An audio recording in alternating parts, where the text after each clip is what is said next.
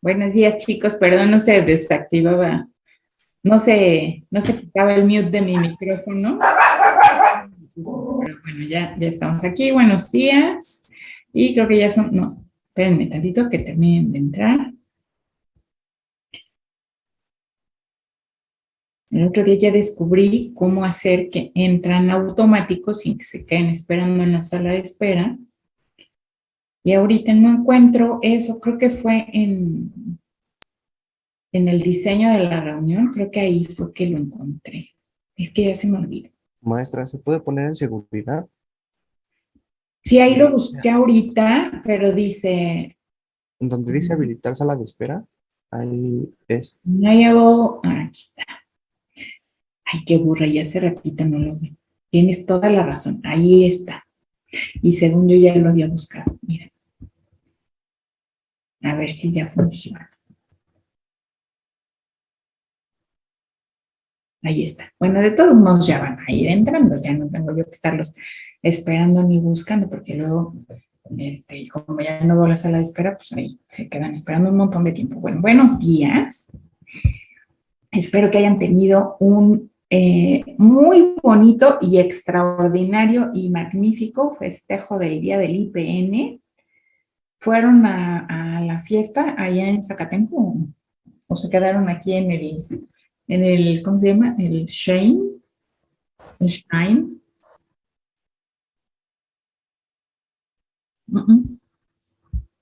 Nada, ninguna de las dos. Ay, Dios mío, estamos muy, muy graves porque no tenemos. No hicieron nada del Día del Politécnico. Compartir un meme, ¿no? Nada. Ni se enteraron.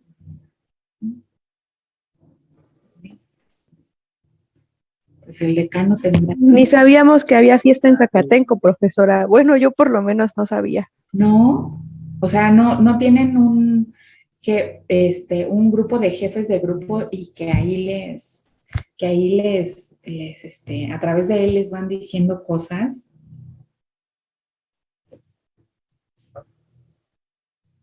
¿Tú sí fuiste, Eric? Es que, a ver, espera, tengo mi teléfono. A ver, no abrí WhatsApp aquí en la computadora porque se hace muy lento. Eso es muy. A ver. De hecho, creo que también en la ESCA, nada más que fue una puerta cerrada, hubo, pues, de eventos, un concierto y así, algunas cositas. Ay, no, pero han de tener otro grupo, porque yo en mi grupo no. En mi grupo con ustedes no veo. No, solo, no. Ah, en tu Face. Ah, con tu diploma de la boca. Ah, ok. Vale, muy bien. Muy bien, muy bien. Yo hice un Zoom con mis compañeros de la academia justo ayer y bueno, pues fue un evento en realidad a puerta cerrada porque brindamos cada uno en su casa, pero sí brindamos cada uno con lo que pudo. Yo destapé una botellita de vino y brindamos y bueno, pues tuvimos un conversatorio que espero que luego puedan editar aquí en la escuela para publicar pues la parte que sí se puede, ¿no? Respecto de nosotros justo quienes pertenecemos al Politécnico y ya después de tantos años pues tenemos alma politécnica, aunque no seamos egresados del Politécnico, ¿no? Porque pues al fin de cuentas también a nosotros nos ha transformado y también a nosotros nos deja huella y también a nosotros nos enseña a poner la técnica al servicio de la patria, aunque pues lo que les transmitimos a ustedes no es tan técnico, ¿no? Bueno, esto que yo especialmente les transmito a ustedes sí es muy técnico, pero lo que genéricamente les transmitimos a los demás, que no son los privilegiados que son ustedes que tienen defensoría fiscal, o sea, la teoría general del derecho en las ramas del derecho que les corresponde, pues no es tan técnico en realidad, ¿no? Pero pues hicimos eso y el viernes fui a la celebración del Día del Maestro, que pues también se juntó un poco ahí con la celebración del Día del Politécnico, ¿no? De esas celebraciones muy impresionantes y masivas. Entonces por eso no pude ir a la de Zacatenco porque sí tenía ganas de ir a verlos saltar ahí y sentir temblar el piso como hace años que no lo hacemos, ¿no? Y ya, eso fue lo que hice. Bueno, pues entonces vamos nosotros. Maestra, ¿pero qué tanto hacen en Zacatenco? Porque pues, prácticamente es que casi toda nuestra carrera nos ha tocado en pandemia, ¿no? Ajá. Y pues no sé qué se haga en Zacatenco o cómo lo celebren. Bueno, regularmente van cambiando de evento, pero mira, por ejemplo, la última que yo recuerdo antes de la pandemia fue la sonora que es santanera, la original que toca el mambo del Politécnico, sí es santanera, ¿no? O matancera, bueno, una de esas dos sonoras. Y pues dieron un concierto. Y hicieron un evento que a mí me pareció súper bonito, que hicieron una colaboración con la Sinfónica del IPN y tocaron el mambo y algún par de canciones más que ya ni recuerdo, creo que una de Los Ángeles Azules y otra, ¿no? Y ya, pues los de la orquesta como son así como muy fifís, pues ya se fueron y ya, pues siguió ahí la sonora tocando, ¿no? Entonces se hizo así como un baile gigantesco. Antes de eso,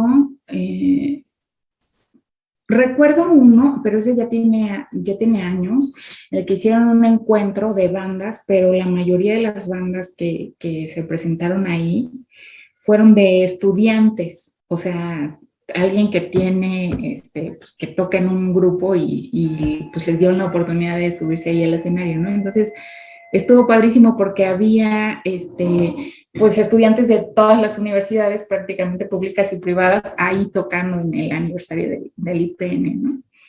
Estuvo muy bien.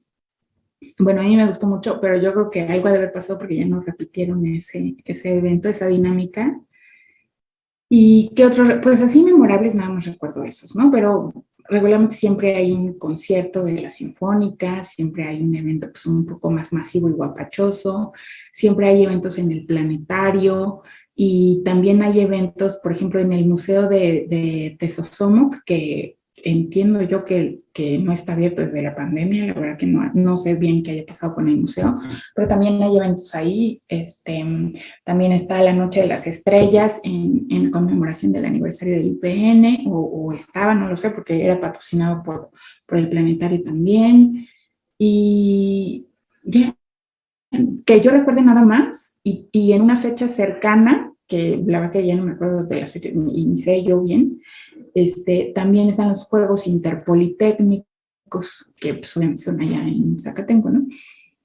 Que yo recuerde eso nada más, y en las escuelas pues cada una hace sus eventitos que básicamente son los de siempre, ¿no? Los del mantelito verde y los de pues ponemos a los niños a bailar y a tocar sus instrumentos, pues los que van, ¿no? La guitarra y el piano que está ahí y esas cosas. Acá en la ESCA es lo que yo he visto en la escuela. Y en Zacatenco eso es lo que pasa, pero en Zacatenco hay un montón de actividades culturales a las que se pueden sumar, que yo entiendo que ya se están retomando y que prácticamente todas son ahí en el queso, ¿no? O sea, los boletos están a la venta y son boletos muy baratos para la comunidad. ¿Qué más hay? Pues está el centro deportivo al que si ustedes se acercan, pues además de las actividades deportivas que se pueden tomar acá, también se pueden tomar allá y entiendo que valen los mismos créditos. ¿Y qué más hay? Actividades deportivas y culturales, las dos, o sea, ajedrez y club de lectura y club de cine. Y creo que también allá hay un taller de encuadernado o algo así. Y lo que también es como muy bonito, muy integrador de la comunidad, que en realidad es un evento que yo sí extraño muchísimo, que es precioso, es la Feria del Libro, que tiene pues igual de todo, ¿no? Sus eventos masivos, sus eventos pues más técnicos, pues eventos más de carácter pedagógico, pero tiene un montón de actividades.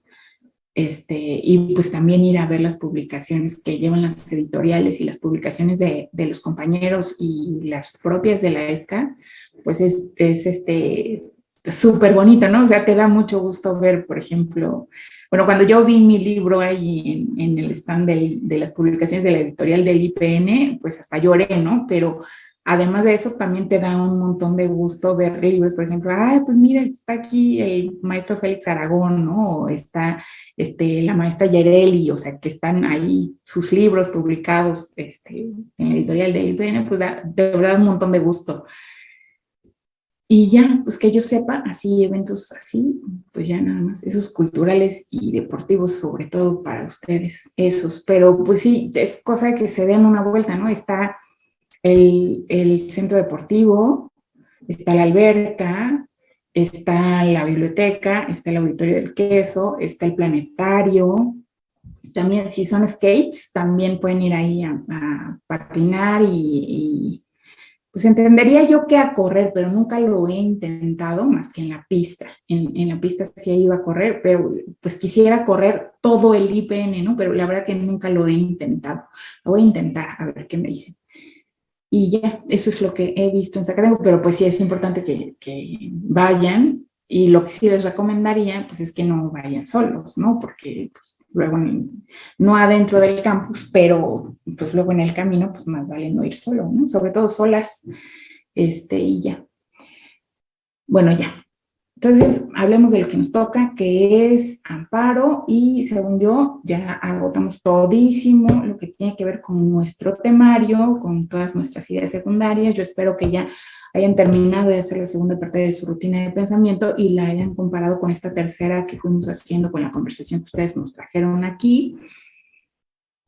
Y a partir de eso, pues les proponía yo, ya vamos a empezar con nuestro ejercicio que consta de tres partes y leeremos tres resoluciones. La primera de ellas, antes de que les explique concretamente qué consiste la actividad y antes de abrirla en Teams, y creo que les presentaba yo la primera resolución, ¿no? Para que distinguiéramos las partes, a ver si le entendieron el proceso, los sentidos, etcétera. Y pues eso es lo que yo recuerdo y tengo aquí en mis notas, pero ustedes no me dejarán mentir.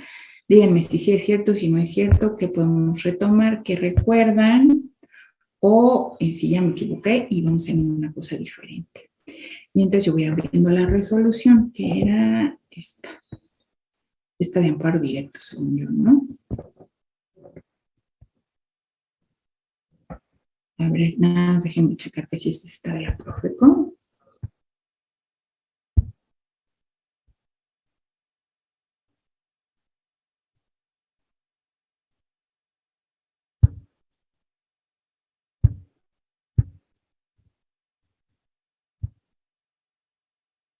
Ajá, sí, es esta.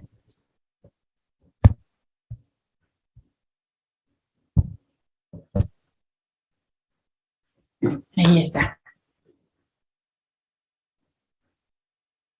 Y nadie tiene la mano levantada, ¿verdad? Pero es que no veo. No. Entonces, Luis, ¿quieres tomar la palabra?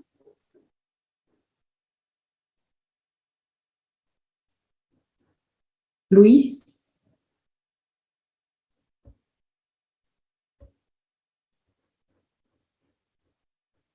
Ariel. Sí, profesora, buenos días. Bueno, pues yo recuerdo que la clase pasada, como lo comenta, estuvimos viendo las etapas del amparo, que son el rubo, proemio, resultando, considerando, resolutivos y protestos. Esas no son etapas del amparo. ¿Esas qué son? Ay, entonces me equivoqué.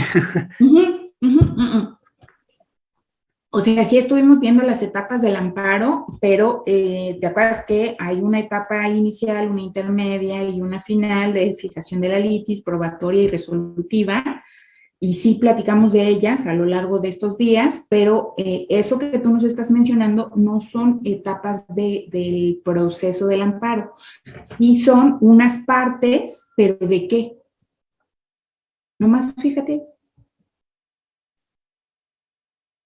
Ay, es que creo que de eso no tomé nota, me distraje. Tú puedes, son partes de qué, o quién le ayuda a Ariel, partes de qué. De la resolución. Ándale. ¿Sí, Ariel? Okay. Sí. ¿Qué es la resolución, Ariel? Pues es cuando nos dan, cuando nos da un resultado a nuestra petición. No a nuestra petición, sino a nuestro proceso, el que iniciamos mediante una demanda, ¿no? Ujú. Ok, entonces, ¿cuáles son las partes? Las partes son rubro, proemio, resultandos, considerandos, resolutivos y protesto. Ok, y decíamos que hay uno de esos capítulos, resultandos, considerandos y resolutivos, que en la demanda de amparo a veces le cambian el nombre. Si no me equivoco, eran los resultandos, ¿no? Ándale, que pueden ser también qué cosa. Ah, considerandos, creo, ¿no? No, pero porque le consideran son otro Sí, los que le capítulo y siguen. conserva su nombre.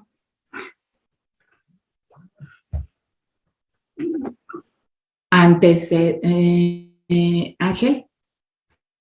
Sí, maestra. Bueno, no, de los resultados también se les puede conocer como antecedentes, ¿no? Ándale, antecedentes. Y luego, ok, ¿algo más, Ariel? No, profesor, era todo, creo. Vale, muy bien. Y luego, ¿qué contiene cada uno de estos capítulos de resultandos o antecedentes, de considerandos y de resolutivos? ¿Quién nos ayuda?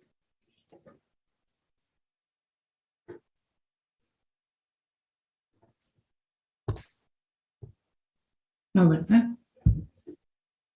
Espérenme tantito, déjenme abrir la lista de participación. Mientras, si alguien quiere tomar la palabra, adelante, no los estoy viendo. Estoy abriendo la lista de participación.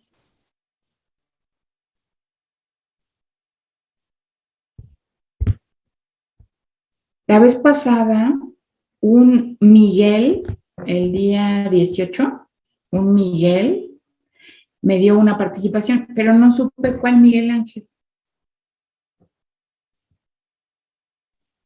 Cruz Alvarado, profesora. Vale. Pues aquí lo pongo y aquí lo borro y listo. Y hoy estamos a 23, no sé cómo se hizo con la otra participación, pero ahorita anoto esta. ¿Eres Ariel qué? Sánchez Grande. Y luego, sí, te ve aquí. Ay, qué milagro, Ariel, muy bien. Y luego Ángel, ¿cuál Ángel eras? Ángel Yael, ¿verdad? Ángel Yael, maestra. Sí, gracias. Voy.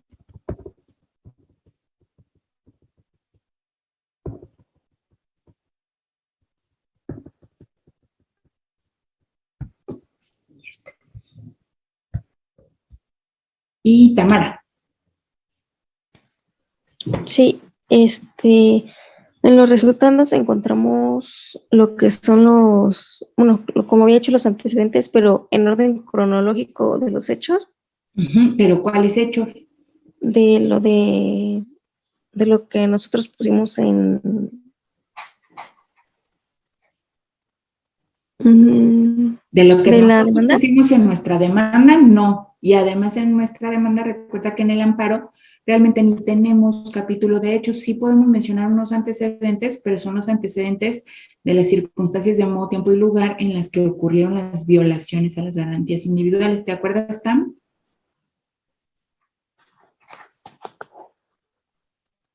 Que eso iba en nuestra demanda, que no es que propiamente tenga un capítulo de hechos. ¿Sí te acuerdas o no, Tam? No, profesora. Ok, ahorita lo retomamos. Y entonces, en los resultandos o antecedentes hay otra cosa diferente, que tampoco te acuerdas, ahorita lo aclaramos. Isa. Pues retomando lo que decía mi compañera, habíamos dicho que eran, si no conté mal, eran 6 partes de la resolución, que el rubro, que era como encabezado de resolución, luego el proem, que era como la introducción, luego siguen los resultandos o antecedentes que comenta, que toda la narración de lo que sucedió, pero dentro del juicio de amparo. Dentro del proceso del amparo, claro, comenzando con la demanda y terminando con qué cosa, ¿te acuerdas? Eso sí está difícil, pero a ver. Es que algo platicamos porque dijimos que era la resolución, pero luego seguía otra cosa. Bueno, eso es lo que incluye la etapa resolutiva, pero la etapa resolutiva inicia con la elaboración de la resolución, pero antes de eso hay una cosa muy particular y específica que es donde se presentan los alegatos.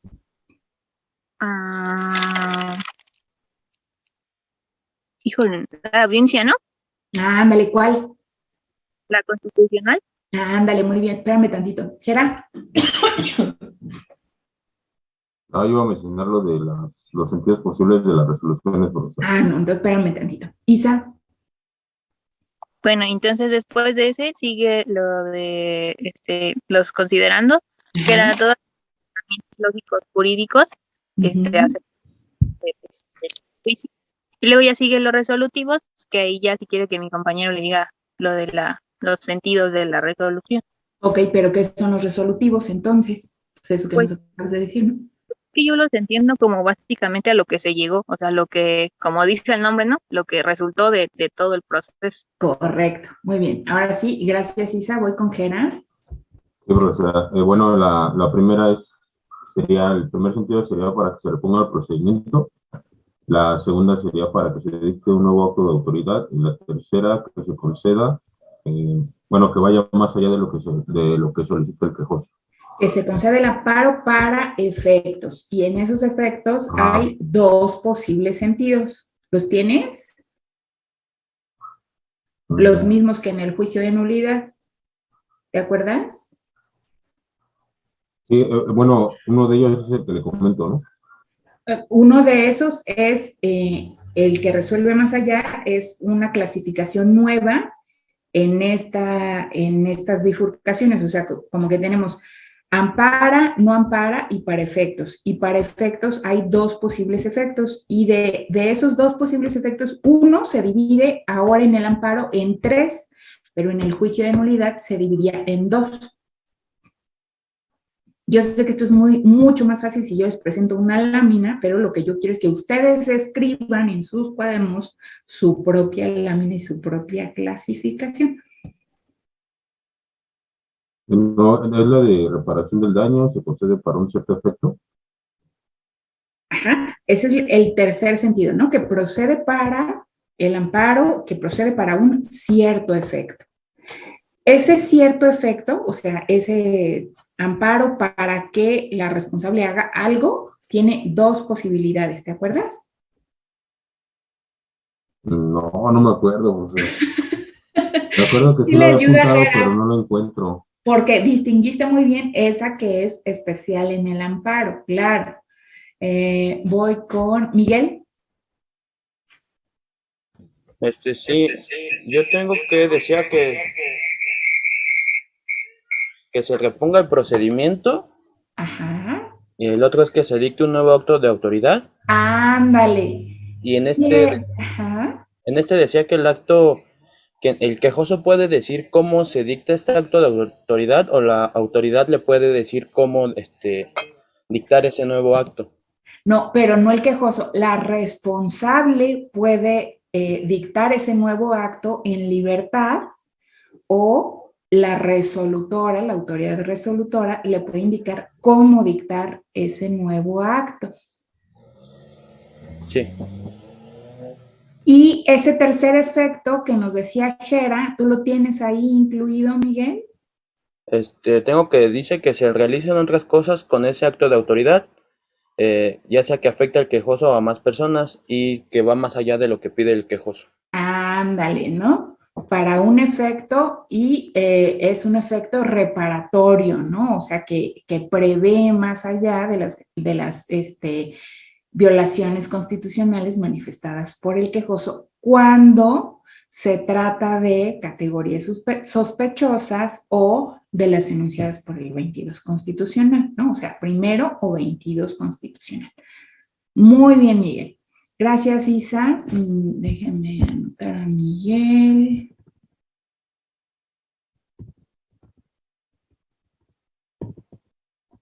Ahí están. Y listo, ¿no? Pues hasta ahí nos quedamos. Y entonces ahora sí, yo me acuerdo que ya la habíamos empezado a ver, pero ustedes díganme, ¿ya habíamos comenzado a revisar esta primera resolución? ¿O no? No, profesora. ¿No? Ok. No, Esta es la primera resolución que vamos a analizar. Como ustedes ven, pues es una resolución de, bueno, todavía no ven que es una resolución, pero es una resolución. Pero ustedes ven, como ustedes ven, es un proceso de amparo, o sea, uno de los tipos de amparo que hemos analizado, o sea, una posible vía del amparo. Y entonces lo que quiero hacer es irla leyendo con ustedes para que vean que sí es cierto esto que hemos manifestado, tanto del proceso de cómo se lleva a cabo, como de los capítulos o los contenidos de la resolución y cómo a través de ellos podemos ir viendo que sí es cierto, así se llevó este proceso del amparo, ¿no? Entonces, eso que está ahí, ay, ya les dejé de compartir. No, maestra, sí se ve. no, ¿Se sigue viendo? Ok. Esto que está aquí, ¿qué es? ¿Cómo se llama? El rubro. Este es un rubro, muy bien, ¿no? Y aquí está, pues, los datos que nos permiten identificar el tipo de proceso en el que estamos y las partes que están participando, ¿no? Y entonces aquí, como es información, pues, confidencial, aquí en lugar de ponerle el nombre de la quejosa, a quien llamamos el patito S.A., le ponen, pues, unas estrellitas rojas, ¿no? Y ya sabemos que es una persona moral, porque aquí dice Sociedad Anónima de Capital Variable, y aquí dice quién va a resolver, ¿no? Y que sea una sociedad anónima de capital variable a nosotros nos permite confirmar que sí es cierto que las personas morales y no solamente las personas físicas pueden promover amparos. ¿Por qué es que decíamos eso nosotros? ¿Cuál es la justificación de que las personas morales sí puedan también promover amparos? ¿Quién puede comentar al respecto? Porque sonaría poco lógico, ¿no? Decir, el amparo es el proceso que se puede interponer como medio de defensa en contra de las violaciones a los derechos humanos y a las garantías individuales. Y luego, por otro lado, nosotros sabemos que los derechos humanos y las garantías individuales, pues, solo son de las personas físicas, ¿no? Y entonces, ¿cómo es que respecto de una persona moral también se admiten violaciones a derechos humanos o a garantías individuales? O sea, ¿cómo será eso? ¿No? ¿Nadie recuerda esa explicación? Bueno, aquí está el rubro. Entonces, ¿no? ¿Y de qué se trata este proceso? ¿Dónde lo vemos aquí?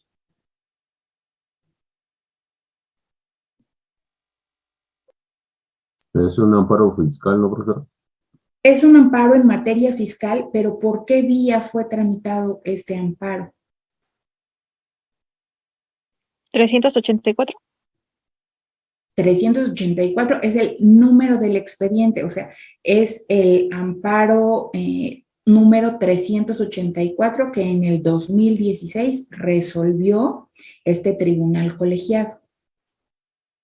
Pero ¿qué tipo de amparo es lo que está antes del 384? ¿Un amparo directo? Ándale, es un amparo directo. Entonces, eso significa que este amparo directo, ¿dónde fue presentado? ¿De dónde proviene? Si ya sabemos que es un amparo directo en materia fiscal.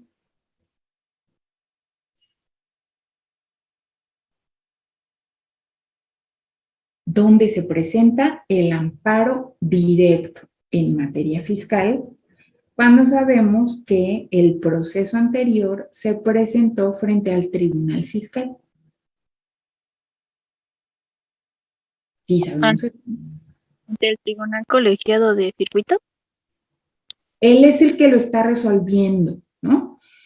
¿Dónde se presenta la demanda? Vamos a tratar de averiguarlo. Bien. Esto que está aquí, ¿qué es? El proemio. Ándale, como la introducción, ¿no? ¿Y qué datos ven aquí que sean relevantes? ¿El lugar? El lugar, bueno, que es un amparo que se solicitó y se tramitó en Jalisco. ¿Qué más? ¿En dónde se está, ante quién se está interponiendo el amparo? Ok, ¿y ante quién es? El tercer tribunal colegiado en materia administrativa del tercer circuito. Ándale, el tercer colegiado, ¿no? El tercer colegiado del tercer circuito, o sea, el circuito donde está Zapopan, Jalisco, es decir, el circuito de Jalisco completo, o sea, el circuito de Guadalajara, que es como la ciudad más importante, ¿no? ¿Y qué otra cosa vemos aquí? La fecha en que se puso. La fecha. Ándale, ¿la fecha en que qué? En que se puso el amparo. Bueno, el que se interpuso la demanda. En que se interpuso la demanda de amparo, o sea, esta es la fecha en la que se interpuso la demanda de amparo, el 27 de abril de 2017. Es como que la bueno, no la contestación, lo de la fecha de la resolución, ¿no? La fecha de la resolución, porque el amparo en qué año se interpuso, vimos ahí arriba en el En rubro. 2016, ¿no? En el 2016, bueno, aquí también lo vemos, ¿no? Aquí está señalado en el número del expediente, ¿no? Pero esta sí es la fecha de la resolución, ¿no? ¿Y para qué nos sirve conocer la fecha de la resolución? Nosotros, ¿qué esperamos hacer con esta resolución?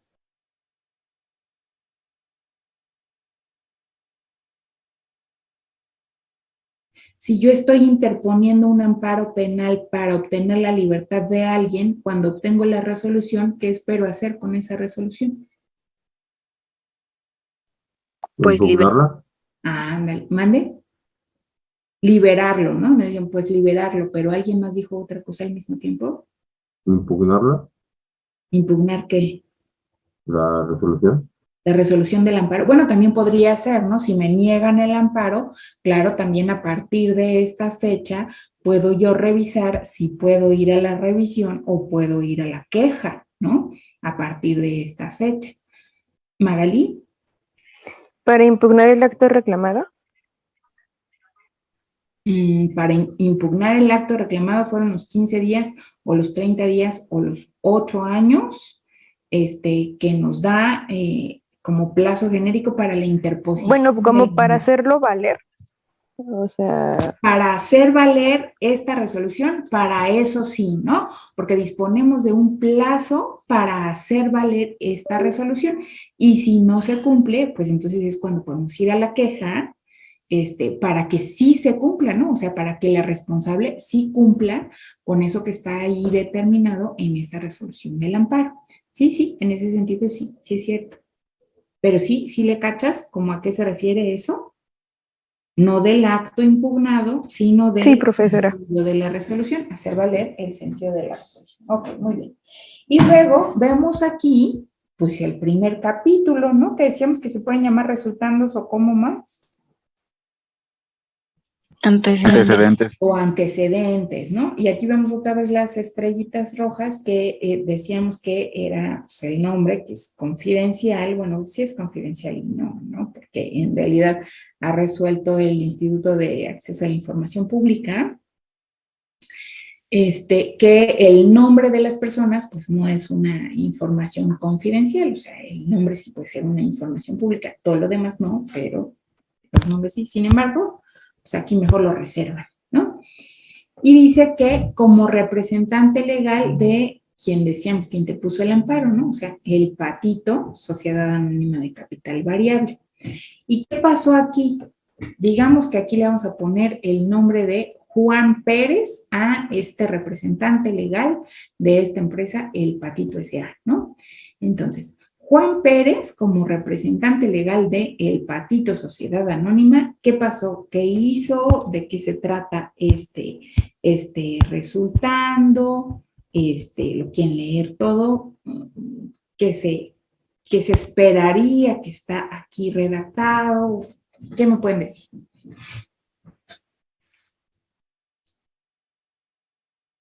¿Qué pasó aquí?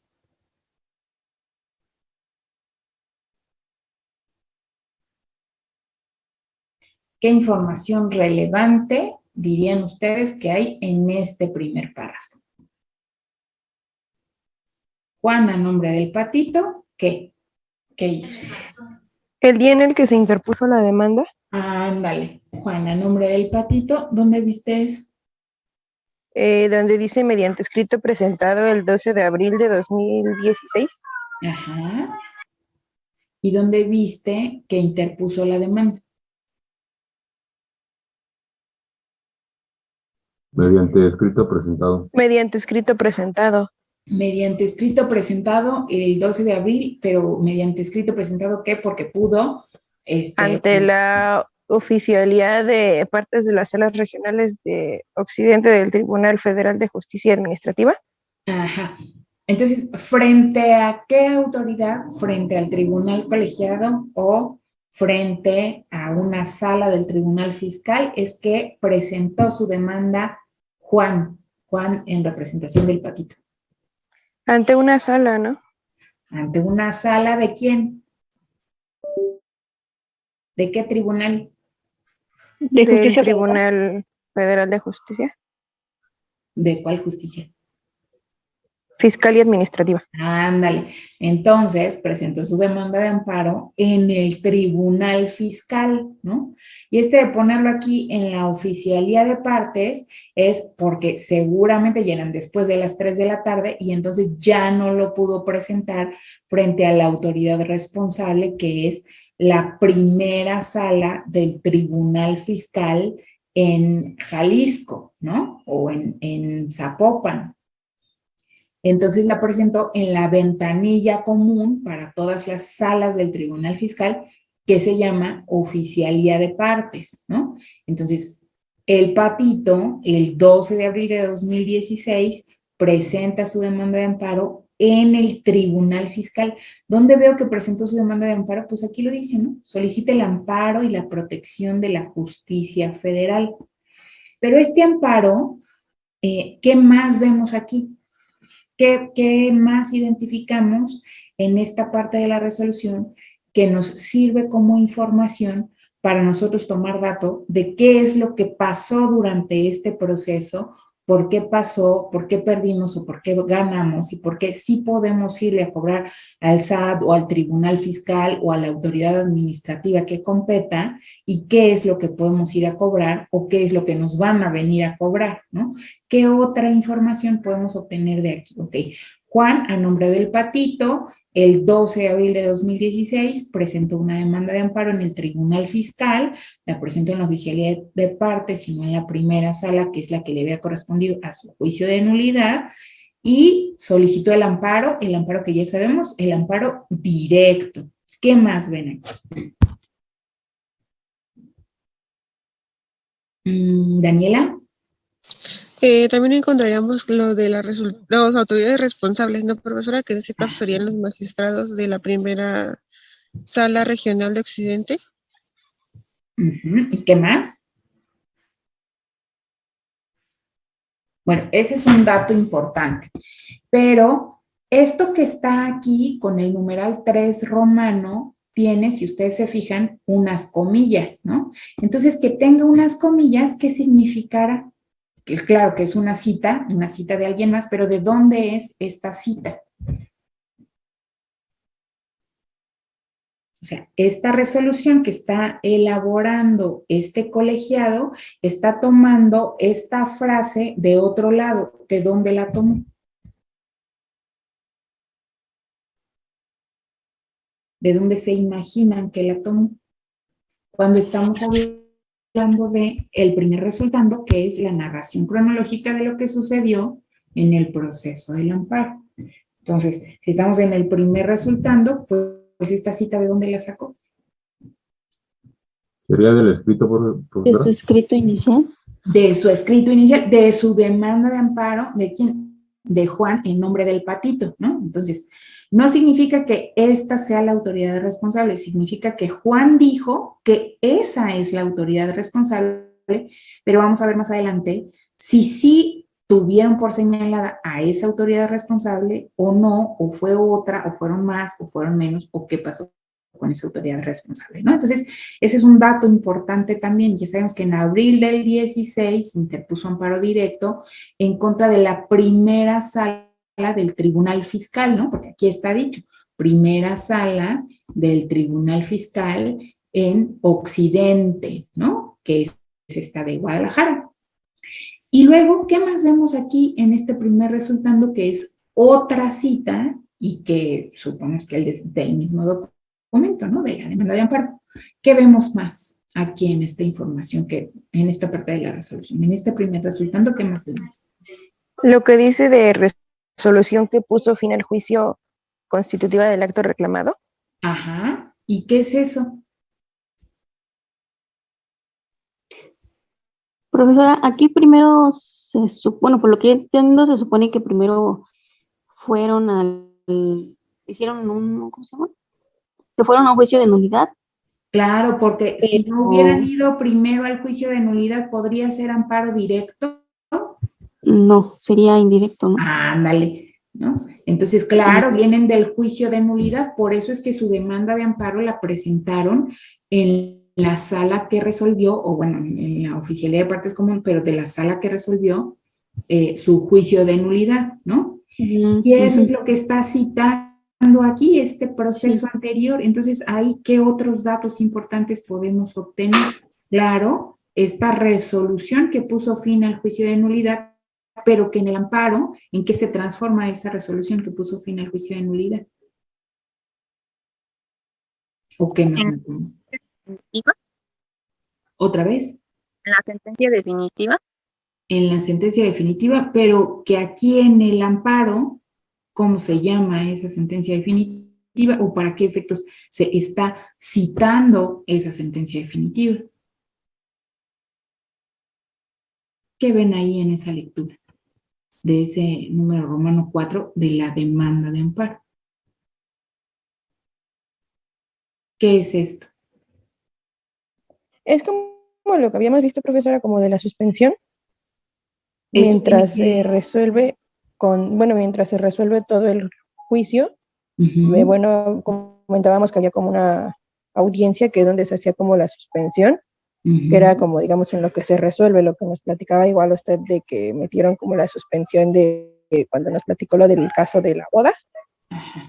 O sea, esto ¿podría ser eso? ¿Piensas que es el incidente de suspensión y que era relevante aquí en el primer resultando que hace el recuento cronológico de lo que pasó en el amparo?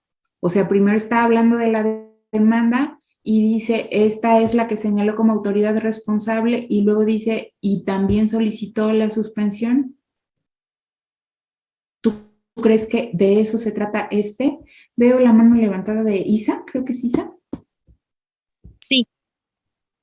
Pero si quiere que le responda. A ver. Sí, adelante. Ok. Es que, bueno, yo ahí entiendo que eso pasaría a ser una parte como de los hechos de la demanda, porque una vez, no me acuerdo, creo que fue una demanda y decía sentencia reclamada, porque aquí abajo, bueno, en ese párrafo dice, o sea, que la resolución indignada sin resolver la devolución de la multa cuyo monto se acreditó, eso, todo eso, ¿no? Entonces, eso, la sentencia que estamos, pues sí, reclamando en la demanda para, ¿no? Y entonces, aquí está que esta resolución del juicio de nulidad, que dice que puso fin al juicio, pero se trata del juicio de nulidad, que resolvió la primera sala de Jalisco, este juicio de nulidad que terminó con esta resolución que se está presentando aquí, ahora en el amparo, aquí está, ¿no? ¿Qué es? ¿Qué es en el amparo? El acto reclamado. Ahí está. Y el acto reclamado en la demanda de amparo, pues si ustedes se acuerdan, pues es uno de los requisitos que dice ahí el 116, ¿no? Que para que se admita una demanda, para que no se deseche, pues se tiene que señalar cuál es el acto reclamado. O sea, ¿qué hizo la autoridad responsable que está violando tus garantías individuales? Y aquí, si ustedes se fijan, aquí está dicho, ¿no? En esa sentencia definitiva de ese juicio de amparo, ¿qué pasó? Es que dice, y que constituye el acto reclamado del presente juicio de amparo. Ajá, pero ¿qué pasó? Exacto, este es el acto reclamado O sea, esa resolución del juicio de nulidad es el acto reclamado aquí en el amparo. Pero ¿qué pasó en esa resolución del juicio de nulidad? Lo que me decís acá, ¿no? Que resolvieron la nulidad de la resolución sin resolver la devolución de la multa. Ándale. Entonces, no sabemos bien todavía de qué se trató ese juicio de nulidad, pero sabemos que hubo una multa y seguramente esa multa ya se había pagado porque aquí lo que está diciendo es la devolución de la multa, ¿no? Sí, dice cuyo manto se acreditó haber pagado y fue expresamente demandada. Ajá. Y entonces, ¿qué pasó aquí, no? Porque en este juicio de nulidad, ¿se acuerdan de los sentidos de la resolución? Declarar la nulidad, confirmar la legalidad del acto reclamado, la nulidad para efectos. Y aquí en este juicio de nulidad dice, sí resolvió declarar la nulidad, pero la nulidad para un efecto o la nulidad lisa y llana. Para un efecto. Para un efecto, o sea, para que la autoridad hiciera algo específicamente, para quien fue la demandada en el juicio de nulidad, hiciera algo como la devolución de la multa. O sea, sí resolvió eso, la resolución en el juicio de nulidad, según lo que dice aquí. No. No la resolvió. No lo resolvió, ¿no? Entonces, esta nulidad, ¿en qué sentido se pronunció? ¿Lisa y llanamente o para el efecto de que algo sucedió? Para el efecto lisa y llanamente. ¿Cuál sería el efecto si se hubiera resuelto para el efecto de algo? Que se hiciera la devolución de la multa. Ándale, ese sería un buen efecto, ¿no? Se decreta la nulidad del acto de autoridad reclamado para el efecto de que se devuelva el monto pagado de la multa, pero no resolvieron así. ¿Cómo se resolvió esta nulidad? Otra vez díganme. Lisa y llanamente. Lisa y llanamente, ¿no? O sea, los magistrados de la sala del Tribunal Fiscal, de la sala 1 del Tribunal Fiscal, dijeron, sí, decrétale la nulidad, ¿no? Pero no era eso nada más lo que estaban pidiendo, era así, decreta la nulidad de lo que ocasionó que le pusieran una multa y ordena que le devuelvan su multa que ya pagó, ¿no? Claro, ¿para qué pagaron la multa? Pues para que no hubiera recargos o actualizaciones respecto de esa multa por si perdían, ¿no? Lo que me parece una buena decisión. Entonces la pagaron y dijeron, bueno, pues vamos a pagar la multa y luego la combatimos, ¿no? O primero presentamos la demanda, luego la pagamos y luego seguimos combatiéndola, ¿no? Diciendo que ese pago es en garantía, o sea, un pago en garantía. Y entonces luego cuando le resuelven en el Tribunal Fiscal le dicen, sí te decreto la nulidad, pero no ordenan que le devuelvan su multa. Entonces, ¿le van a devolver lo que pagó de multa? No. Y entonces, por eso es que tuvieron que ir a este amparo, ¿no? Y todo eso ya lo supimos nada más leyendo un resultado. ¿Sí lo ven? Sí, o sea, ¿sí me van siguiendo, sí lo van descubriendo en su propia lectura o es de lo que yo les estoy platicando? ¿Cómo ven? De las dos No, es como cosas. sí lo estamos entendiendo. Bueno, yo sí lo estoy entendiendo. Vale. Ahí vamos, ¿no? Con un poco de ayuda, pero porque es la primera, ¿no? Ya en la segunda ya va a ser sin ayuda, yo creo, ¿no? Ok. Y entonces, este acto de autoridad, pues ya sabemos que es la resolución del juicio de nulidad y ya sabemos que aquí, por lo que se presentó ese juicio de nulidad, fue porque alguna autoridad administrativa le impuso una multa al Patito S.A. y el Patito decidió combatir esa multa, pero habiendo garantizado el pago de esa multa, ya pagando la multa, pero en garantía, ¿no?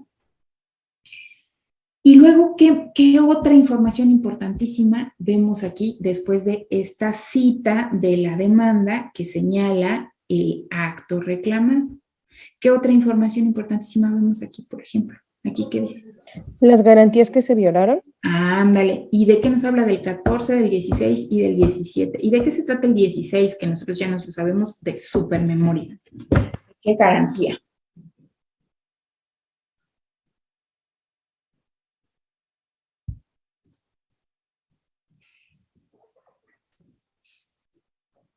Del que nadie puede ser molestado en tu persona, ¿no? Ándale, bueno, esa es una de las cosas que incluye el 16 constitucional, que es con lo que empezamos este curso. ¿Se acuerdan que leíamos el 16 constitucional?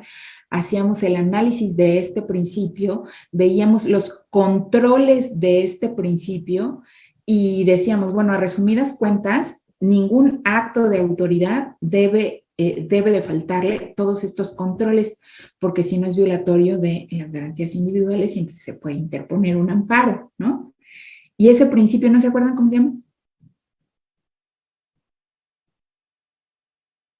Que sí es eso, ¿no? De que nadie puede ser detenido sin una orden de un juez.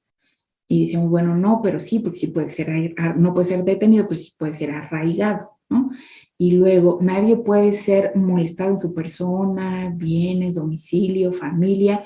Y decían, no, bueno, pero sí puede si hay una orden de un juez, ¿no? Y así que nos íbamos frase por frase de ese artículo constitucional, que es el principio de legalidad, ¿no se acuerdan de legalidad? El principio de legalidad del 16 constitucional. Entonces, la garantía violada, según el 16, es la de legalidad. Pero también se suman la del 14 y la del 17, que tienen que ver con agotar un proceso y con la garantía de audiencia, ¿no? Por eso es que les digo, casi todos los amparos, el 80% de los amparos son contra garantías individuales relacionadas con el 14, el 16 y el 17 constitucionales, ¿no? Porque es la garantía del proceso, la garantía de legalidad y la garantía de audiencia. Claro que no son las únicas garantías violadas, ¿no? Por ejemplo, si ahí estuviera, no sé, el primero constitucional, pues esas violaciones de inmediato serían ¿de qué categoría? Ahí.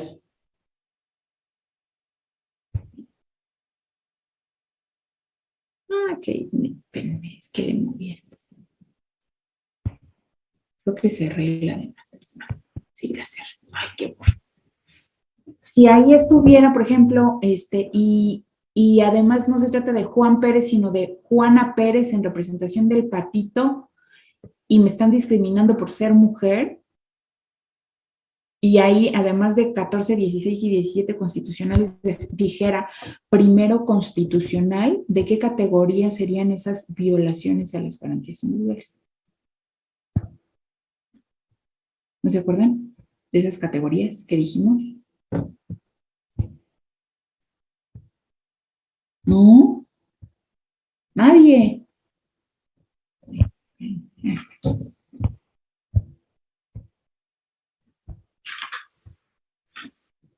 Sería de, no, ¿verdad? De una categoría sospechosa.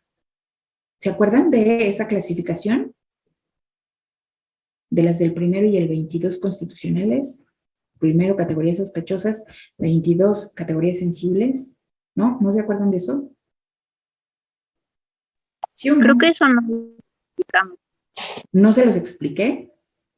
Bueno, yo no me acuerdo. ¿No? Yo tampoco recuerdo, profesora. No, Ok. profesora. ¿No? ¿Se acuerdan que hablábamos de el principio aplicable al amparo que decíamos es de estricto derecho, de estricta aplicación de la ley? ¿Se acuerdan de ese o no? De eso sí. Ok. ¿Y ese principio qué significa? ¿Se acuerdan? ¿Saben qué? Nos quedan 3 minutos. Entonces, bueno, si aquí estuviera el primero constitucional, sería, les digo, de estas categorías sospechosas. Estas categorías sospechosas son esas que están ahí enlistadas en el primero constitucional que tienen que ver básicamente con igualdad y con reconocimiento de derechos humanos, ¿no? O sea, con los derechos humanos, digamos que de primera generación o básicos, ¿no? Y entonces, este amparo tendría una suplencia de la queja, ¿no? O sea, una obligación de este tribunal colegiado de revisar no solo los conceptos de violación que dice aquí la demanda, sino otros conceptos de violación relacionados con esas categorías sospechosas, por ejemplo, los de grupos vulnerables como las mujeres o los indígenas o los niños, o las que tienen que ver con privación de la libertad, pero de particulares, o sea, por ejemplo, las personas que están siendo traficadas o que están siendo secuestradas o desaparecidas, o lo que tiene que ver con la esclavitud o el trabajo forzado, o sea, esas categorías sospechosas de los derechos humanos pues más viejitos, ¿no? Como los más elementalmente definidos en las convenciones. Y nosotros platicábamos de estas categorías sospechosas cuando platicábamos de este principio de exacta aplicación, de estricta aplicación de la norma, porque decíamos, en el amparo, por ejemplo, en nuestro amparo en materia tributaria, este principio aplica al 100%, ¿no? Es decir, todo se interpreta con la estricta aplicación de lo que dice la ley, es decir, no se hace una interpretación extensiva, sino una interpretación restrictiva, ¿no? Como lo es igual respecto de los elementos de los impuestos, el sujeto, el objeto, la base de tasa, la tarifa, ¿no? Pero en estas categorías sospechosas de las que están en el primero constitucional, este principio no es que se rompa, sino que se amplía. Es decir, no tomamos lo que dice este principio de la exacta aplicación de la ley, sino en una aplicación estricta, sino en una aplicación extensa. Es decir, con todo lo que está en todos los convenios y convenciones y tratados en materia de derechos humanos que ha celebrado México. Y entonces, en lugar de aplicar este estricto derecho, se aplica esto que les digo, que es la suplencia de la queja. De tal manera que, por ejemplo, si se trata no de, en este caso, Juan en nombre del patito, sino que fuera, por ejemplo, Juanito, en representación de los niños de su escuela, entonces es una categoría sospechosa porque es de los que están señalados ahí en el primero constitucional, porque es un grupo vulnerable, porque son niños. Entonces, no solo se tienen que analizar los conceptos de violación que dijo Juanito, sino todos los conceptos de violación que de lo que él platicó en su demanda se vean ahí. Por ejemplo, no solo sería el 14, el 16 y el 17 constitucionales, sino tal vez también el 3, el 4 o el 5 constitucionales, porque los estén discriminando por ser niños, por ejemplo, ¿no? Y esos conceptos de violación, aunque Juanito no los hubiera puesto en su demanda, de todos modos tiene que analizarlos el tribunal colegiado, porque tiene que analizarlos en suplencia de la queja, como en sustitución de la calidad de los conceptos de violación que puede dar a saber alguien que pertenece a un grupo vulnerable. Los magistrados de ese tribunal, que son expertos en conceptos de violación, ellos tienen que interpretar como que sí se los dijeron y ser extensivos en esa interpretación y prever que si va a otorgar el amparo o la suspensión para proteger esos derechos humanos o esas garantías individuales, ¿no?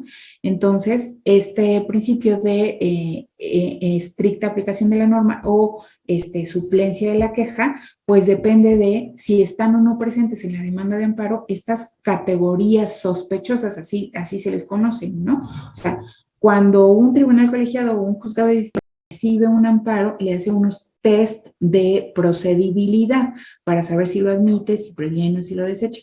Estos test incluyen de categoría sospechosa, que es para eso, ¿no? Para identificar si cae en alguna de estas del primero constitucional, y tienen otro test para identificar si caen en alguna de estas del 22 constitucional. Si quieren, busquen y mañana platicamos más al respecto. Quienes ya se tienen que ir, adiós, adiós, adiós, adiós. Y acuérdense de dónde nos quedamos aquí con este análisis de este primer resultado de la resolución. Y mañana continuamos con nuestra lectura y nuestro análisis. Gracias. Hasta mañana, profesora. Gracias. Me hace falta una participación, pero